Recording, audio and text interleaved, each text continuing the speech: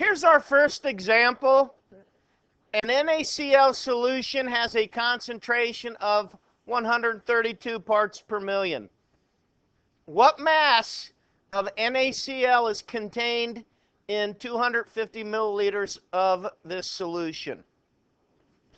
Now, one thing I want to tell you, when we see stuff like M/M, that is dealing with a mass and a mass. Look at your chart that I told you to take out. Okay, MM is a mass and a mass. Well, what is M and V? Mass and volume. Now, one thing that's not on your list, I don't necessarily 100% agree with it, but WebAssign will have WV, meaning weight and volume. Now, is mass and weight the same thing?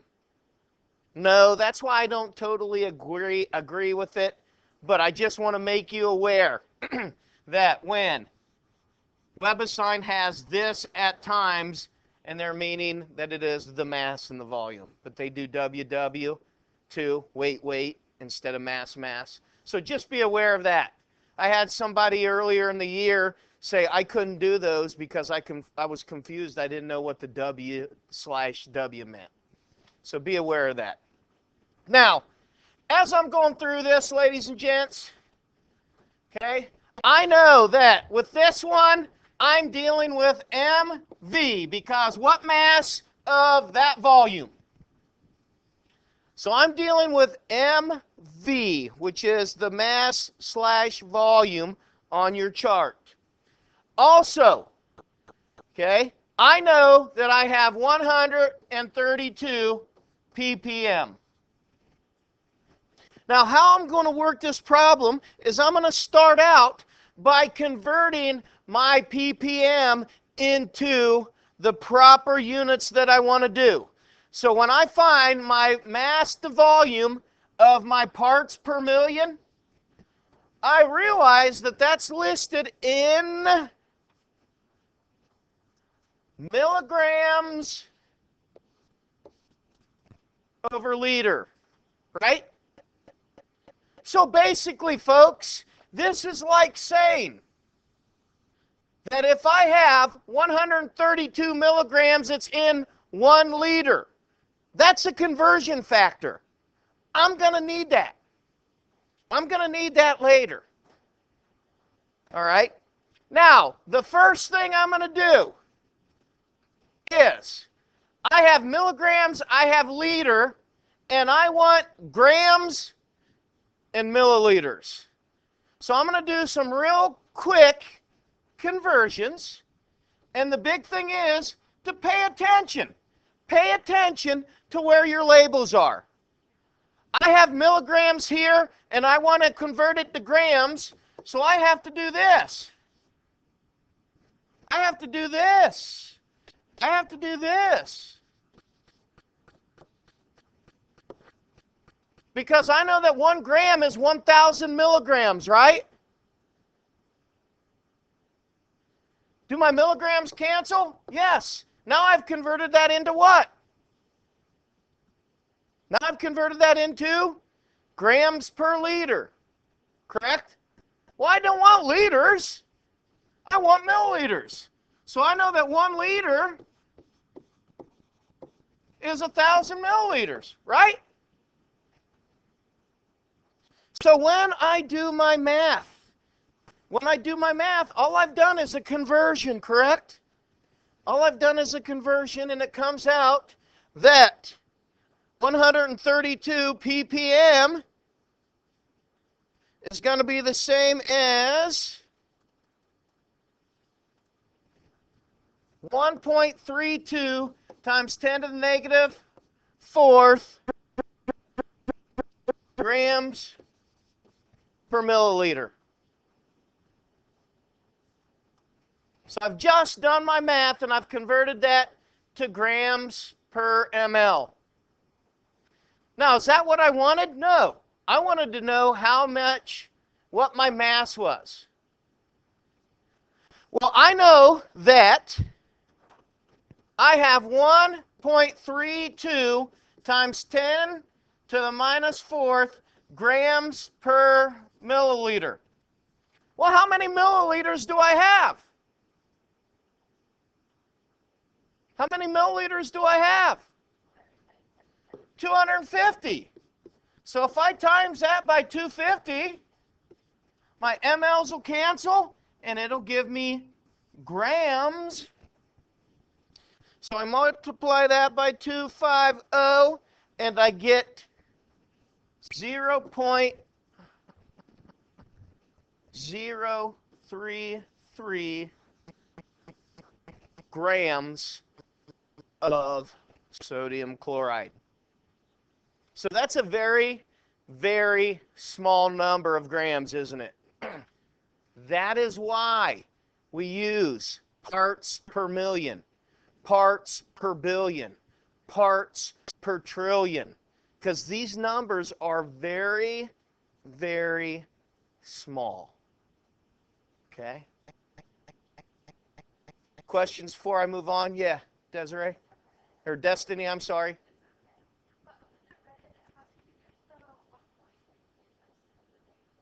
I took 32 and I multiplied everything on the top, which is going to give me still 32. And then I divided by parentheses here, so I took 1,000 times 1,000 in parentheses and took 132 divided by parentheses, 1,000 times 1,000. Okay?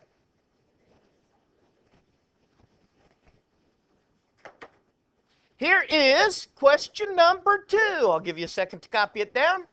Okay? Basically, I'm just going to teach it. This makes more sense to me. Once again, we have 132 parts per million, right?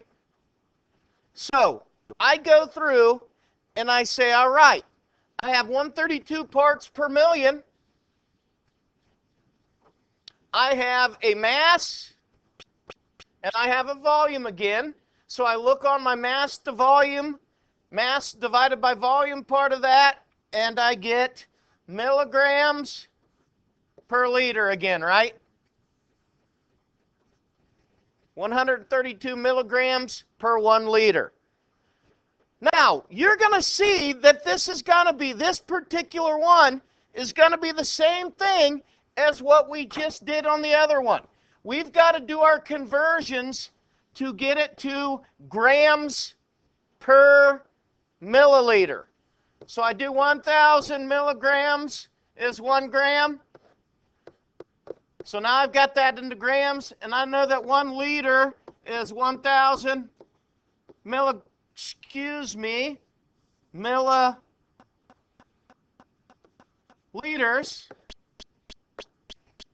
So when I do my math, it just works out that I still have the 1.32 times 10 to the negative fourth. And my label is going to be grams per milliliter, right? That part is just the same. Now, here's the different part. Okay? Here's the different part is that I have a mass. Right? I have a mass. And I know that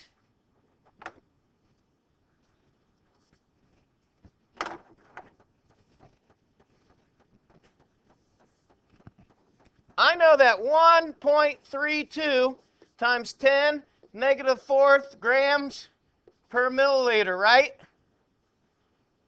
Well, I know that I have 0.024 grams, but I don't know how many milliliters, do I? So, in order to figure out that, I have to do a little bit of algebra here, right? So, I need to get my x out of the denominator. So, I multiply both sides by x, both sides by x. So, I get x times 1.32 times 10 to the negative fourth is equal to 0.024. What do I do now? I divide the 1.32 times 10 to the negative fourth to get x by itself.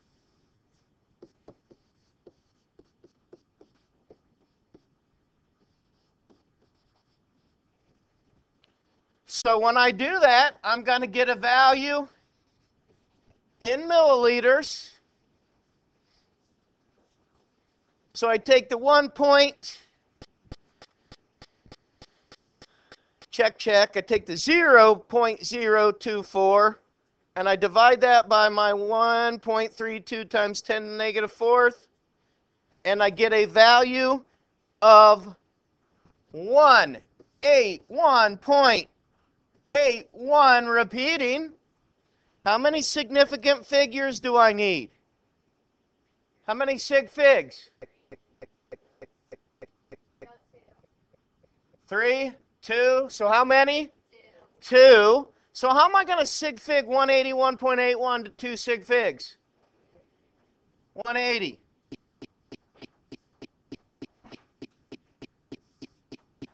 $180 milliliters. There's my answer.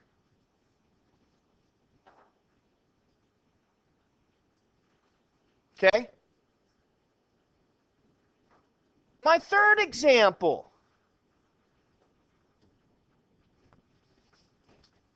A NaCl solution has a concentration of 5.6%.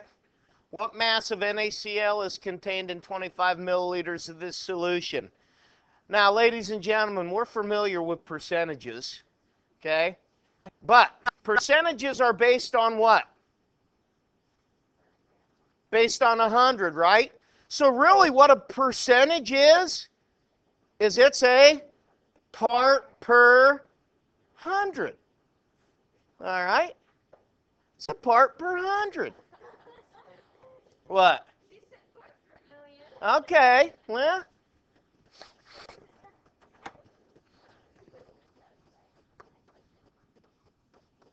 We have 5.6%. I look at my chart. I'm dealing with an MV again, aren't I? But I'm dealing with a different part of my chart. What's my label going to be now instead of percent? What's my label going to be now?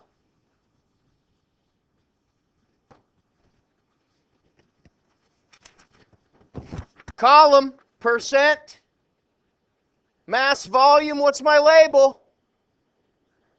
Grams per what? Grams per 100 milliliters, right? See where I'm at, don't you? Now, how am I going to proceed with this particular one? I have 5.6 grams. I have 100 milliliters. Is that what I wanted in? We just converted when we did parts per million into grams and milliliters, didn't we? So I don't need to convert this one into anything. I've already got my grams. I've already got my milliliters there. So how am I going to determine what the mass is if I have this? All I need to do is, okay, is equal to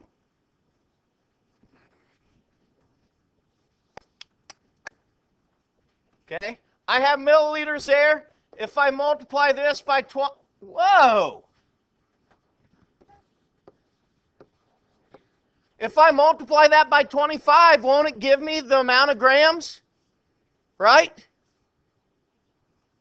So I'm going to take 5.6 multiplied by 25, divide by 100, and it gives me 1.4 grams.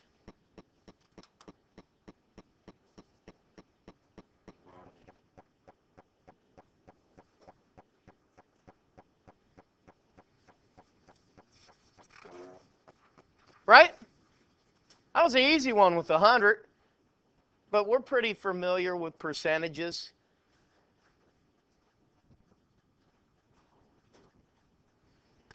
Now, as I do this,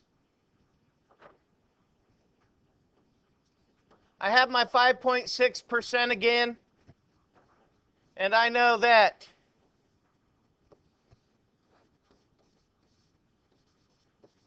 my 5.6 grams is per 100 milliliters. Now, if we're dealing with percentages, all I'm doing right there by dividing by 100 is putting it back into its decimal form, right? Bless you. So, I'm going to do this one first because with this grams bit, it's a little bit tougher. So I'm going to take the 5.6 and then I'm going to divide it by 100, and that gives me 0.056 grams per milliliter. Would you agree with me? All I did is I divided that out. Now, I've got my value here, and I know that that is equal to my grams over my milliliters. How many grams do I have? How many milliliters?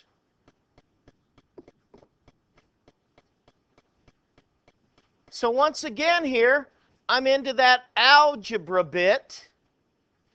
I know we all love that algebra bit. As I'm solving for x, x is going to be equal to 0.75 divided by what? 0.056. So my x is going to be equal to what?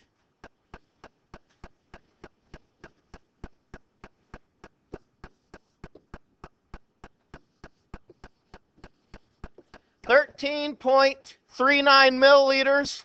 How many significant figures do I have? 2. So it's going to be